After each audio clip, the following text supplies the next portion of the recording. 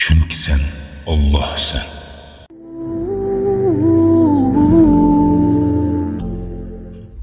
Yettinci osmonga safar.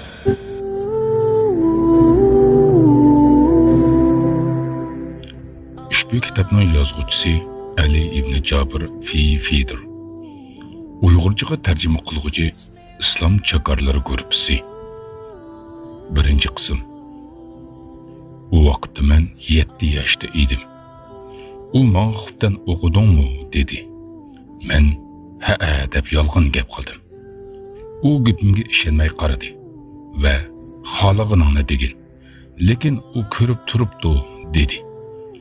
U ko'rib turibdi degan gapi meni titratdi. Yolg'on gap qilganimga qaramay namoz o'qidim. U ko'rib turibdi degan ayol onam edi. Chunki sen Allah'san. Muqaddima. Sizni va bizni yo'qlikdan bor qilgan olamlarning Robbi Alloh taologa cheksiz hamd va sanolar bo'lsin. Suyumli payg'ambarimiz Muhammad sallallohu alayhi va sallamga va oila tavobatlarga, sahobalarga va u zotni do'st tutqanlarga Allohning rahmati va salomlari bo'lsin. Maqsadga kelsak, bugun o'qishga boshlagan bu kitob Alloh taoloning ba'zi muborak ism sifatlarining bayoni to'g'risida bo'lib, kuchsiz, ojiz va ilmsiz bo'lishimga qaramasdan, kuchlik, qudratlik va barcha narsalarni bilguchi zot haqida toqatimning yetishicha eng yaxshi yezishga tirishib, Allohning yordami bilan vujudga chiqqan tavhid kitobidir. Har qanday saviyadagi kishilarning yozganlarimni o'qib tushuna olishi uchun kitob tilining tushunishlik bo'lishiga tirishdimki, bu kitobni kasal kishi kasal karvatida yetib turib, g'amgin, dardmand kishi yig'lab turib, muhtoj kishi qiyinchiliklari ichida turib o'qishga qodir bo'la oladi. Ishonchim komilki, qalbning Allohga bog'lanishi, Allohni bilishi, tonishi, uni o'ziga ko'zatchi qilishi, uni yaxshi ko'rishi, uningga bo'lgan qo'rqishi va umidi oxirat saodatining siri bo'lganidek dunyodagi baxtiyorlikning ham ochqichidir. İnsan bütün vücudu bilen u insonni o'ziga ham ibodat qilish uchun yaratgan zot Allohga yuzlangan vaqtida insonda qayg'u, alam, vasvasa, xafaliklar va qiyinchiliklar tamoman tugaydi. Allohning go'zal ismlari to'g'risidagi bab imonga doir cho'ng tema bo'lib, inson buni o'rganish orqali pok, muborak bir olamga yuzlanadi. Bu ism sifatlarni o'rganish har qanday bir jonni Allohni ulug'laganligidan sajda qilg'izadi. Ruhini bo'lsa xushu va muhabbat bilan ibodatga yuzlantirdi. Kitobni yozishdagi maqsadim shuki, Alloh taoloni o'zi sifatlab bergan sifatlari bilan tonish, uning ulug'ligidan ba'zilariga ishora qilishdir. Shuningdek, o'zim va birodarlarimga uning har qanday ishga qodir ekanligini, uning fazlining nihoyatda cho'ng, hammani anglab turg'uchi va ko'rib turg'uchi zot ekanligini eslatishdir. Ushbu kalimalar bilan g'amlardan charchagan yelkalarni va alamlar og'ritgan boshlarni silashni xohladim. Yozganlarim ularning ko'z yoshlarini sursin, yuraklardagi qayg'u, alam o'tini o'chirsin. Allohning ismlaridan bexabar ekanmiz, sahroyi kabirda ezib qolgan sarkardan kabi. Kunlarimiz ashu sahroyi kabirning yolqinlarida va ruhiy parakandachilikning qum dövlərdə chechilib yuriydi. Allohni tanlag'in, Allohni tunag'in, iymon keltir, jazmiyat bilan ishonch qilg'in, ibodat qil va bo'ysun. Shundala uning bilan tasalli tepib, baxtlik bo'lib, xushal xuram yashaysan. Yoki bo'lmasa sarson sargardonlikni, kiraksiz inson bo'lishni, siqilishni, hasrat chekishni, ruhiy istirobni tanlag'in. Men bu kitobim ko'p narsani o'z ichiga olgan, buningdan ilgari buningga o'xshash kitob yozilmagan demakchi emasman. Balki bu o'rindagi davoyimda ojiz va kamtukman. Uning kechirishiga va rahmatiga muhtojman. Agar bu kitobda yaxshilik bo'lsa, Allohdan iltijoyim shuki, uni odamlar orasida tarqatsin. Agar undoq bo'lmasa, Alloh taolo mendagi butun yetarsizliklarni biladi. Men Allah'ның apuchan ekanligini bilaman. Allah'tan niyetimni to'g'rilab berishini, qalam noto'g'ri yozganlarini va qalb xatoliklarimni kechirishini so'rayman. Olamlarning Robbi Allohga hamd va sanolar. Payg'ambarimiz Muhammad sallallohu alayhi va sallamga durud va salomlar bo'lsin. Chunki sen Allohsan. As-Somad. Mahluqotlarning hammasi uningga muhtoj. U hammadan behojat zot. Allah sana yomonlik yetishni xohlamasa, butun dunyo birlashib sana ziyon yetkazolmaydi. Allah sana yomonlik yetishni taqdir qilgan ekan, butun olam birlasa ham uni sendan to'siy olmaydi. Ojizligingiz sababli uchirgan mushkulingizdan chiqish imkoni topolmay, butun atrofingiz tor zindon bo'lgan vaqtda baloyi ofatlar tuyuqsiz hujum qilib, muhtojlik sizni o'rab elib, g'am kulfatlar paydo qilganda, tashvishlar ko'payganda, ruhingiz o'zi bilmagan tarafga qechishga boshlaganda, darhol barchaning hojati tushadigan zotga murojaat qiling. Shu vaqtda As-Somad, hamma uningga muhtoj bo'lgan zot barcha ehtiyojingizda sizga madad beradi. Bu hayotda kuchli bo'lasiz. Voqealikka jasorat bilan boqasiz. Maqsadingiz yo'lida qat'iy niyatlik bo'lasiz. Hamma uningga muhtoj bo'lgan, u hammadan behojat bo'lgan As-Somad ismli zot bilan yangidan ahd tuzing. Shuningga ishiningki, ahdidagi kuningiz bugungi kuningizdan yaxshiroq, balkim texmi ko'p yaxshi bo'lishi mumkin. As-Somad, hamma uningga muhtoj degan ismning soyasi bor.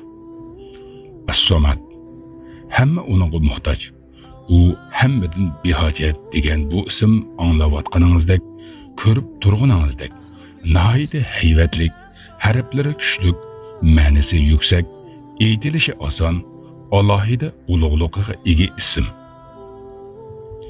Allohga hojatimiz tushishi ibodatga ixlosning eng oliy ko'rinishidir.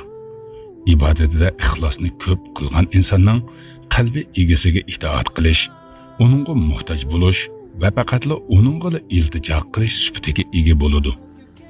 As-Somad, hamma uningga muhtoj, u hammadan behojat zot degan ismning ma'nolaridan ilhom olish uchun behojatlik olamiga asta-asta yurishga boshlaymiz. As-Somad, mahluqotlar uningga iltijo qiladigan zotdir. Somad ismining buyuk ma'nolaridan biri shudir.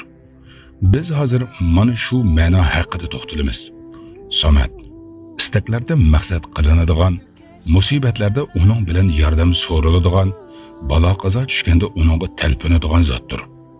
O'zi nihoyat qisqa, lekin buyuk Qur'onning 3/1ga teng keladigan Ixlos surasida bu ism zikr qilingan. Bismillahirrohmanirrohim. Qul huvallohu ahad, Allohus samad, lam yalid va lam yulad, va lam yakul lahu kufuwan ahad. Ey Muhammad, aytqinki, u Alloh bordir. Hamma Allohga muhtojdir. Alloh bola topganmi emas, tug'ilganmi emas. Hech kishi uningga tengdosh bo'la olmaydi. Mahluqot g'albaga muhtoj bo'lganda, ey Alloh deydi. Yordam kerak bo'lganda, ey Alloh deydi. Himoyaga ehtiyoj bo'lganda, ey Alloh deydi. Hidoyat so'raganda, ey Alloh deydi. Mehr shafqatga zor bo'lganda, ey Alloh deydi. U zot o'zining ismi va sifatlarini tunishingiz uchun sizni hojatlar bilan o'raydi. Ana shu hamma uningga muhtoj degan so'zning ma'nosi. Siz hayotingizning har bir minutida uningga muhtoj bo'lasiz. Agar u zotga o'z ixtiyoringiz bilan qaytmasangiz, majburiy qaytasiz.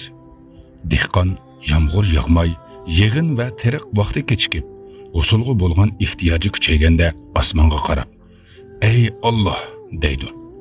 Shamol chiqib dengiz to'lqinlari to'plashganda, kema yo'lovchilarining yashashga bo'lgan umidini o'lim vahimasi qo'rqitib tursa, ey Alloh deyishidi.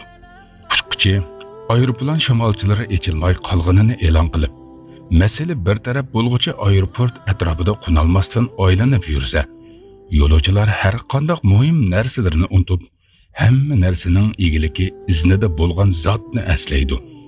U zot boshqalarning himoyasiga zarrachilik muhtoj emas, balki o'zi himoyachidir. Yaqin bir kishingiz ig'ir kasalga giribdor bo'lib, kasalxonada yurak tekshirish uskunasiga ulab qo'yilganda, siz to'xtovsiz u uskundagi agri siziqlarga qaraysiz. Ammo bemorning nafas elishi ostilab, yurak so'qishi pasaygan vaqtda, ofratdagi siziqlar asta-asta pastga tushishga boshlaganda, siz sestraning ismini unutasiz. Kallangizdan doktormi ko'tarilib ketadi. Bu chaqda siz umid bilan, "Ey Alloh, uning bilan birga bo'l" deysiz. Bularning hammasi inson chorasiz ekanligini va hammadan behojat bo'lgan, hamma uningga muhtoj bo'lgan As-Samad ismli zotga muhtoj ekanligingizning dalilidir. Saxta fikrlar. Husayn ismli bir sahrolik a'robiy Rasululloh sallallohu alayhi va sallamning yoniga keldi. Rasululloh sallallohu alayhi va sallam uningdan "Necha iloqqa ibodat qilasan, ey Husayn?" deb so'radi. U 7 ga, 6 yerda, birsi osmonda deb javob berdi. Yana so'radi. Kimdan qo'rqqining uchun? U osmondagidan dedi. Muhammad sallallohu alayhi va sallam kimga qiziqqaning uchun deb so'radi. U osmondagisiga dedi. Nabiy sallallohu alayhi va sallam uningga yerdagisini tark qil, osmondagisiga ibodat qil dedi. Husayn musulmon bo'ldi. Imom Tirmiziy rivoyati. Ha, shundoq. Husayn radhiyallohu anhuning qanoatlanishiga behojatlik ma'nosi sabab bo'ldi. Chunki qo'rqinch, xavf va rag'bat rijo vaqtida iltijo qilinguvchi hamma uningga muhtoj bo'lgan zotlar sajda qilishga haqliqdir. Iymon mavjudlikdagi eng oson fikrdir. U kitoblarga, falsafaga, tajriba va turlarga bo'lishga muhtoj emas. U shundoq kelimiki, uni ixlos bilan desangiz, bas, qolgan saxta fikrlarni tark qiling. Alloh taolo mundoq deydi. Ey Muhammad, bu Qur'onni va Musa elib kelgan kitobni Alloh nozil qildi degin. Ondan ularni tark etkinki, ular botillarda, ya'ni qalaymaqan so'zlarda o'ynab yursin. Sura An'am 91-oyat. Alloh kalimasining o'zi hayotning katta yolg'onlarini barbod qilishga yetarli. Har bir insonning qalbida, hujayrasida, eqib turgan qinida Allohni yaxshi tunuydigan, uningga sajda qilib tasbih aytquchi ba'zi bir narsalar bo'ladi. Kafir ham Qur'onni anglaganda kafir turib sajda qilib qoladi. Rasululloh sallallohu alayhi va sallamning tarjima holidagi mashhur qissalarda Rasululloh sallallohu alayhi va sallam Masjidil Haramda Makka mushriklarga Najm surasini o'qib berdi. Sura tugab Rasululloh sallallohu alayhi va sallam sajda qilganda mushriklar ham ixtiyorsiz sajda qilgan edi. Ular Rasululloh sallallohu alayhi va sallamga ozor berganlar, Makkadan haydaganlar, o'ltirmoqchi bo'lganlar edi. Ularni bu sajdaga majbur qilgan narsa ularning qonlaridagi, qalblari ichidagi, hujaylaridagi Allohni tunuydigan, Allohga sajda qilib tasbih aytib turadigan ashu narsalardagi iymoniy quvvat bo'lib, bu quvvat portaladi va ularni sajdaga yiqitdi. Buningdan nimani bilishimiz kerak? Har bir inson ehtiyojli ekanligiga va uni qondiruvchi, Samad, behojat zot borligiga ishonadi. Ayni qilsa, boshqasi uning hojatini qondira olmaganda, butun vujudi o'zidan behojat zotga bog'lanadi. U zotdan boshqa hamma muhtojdir.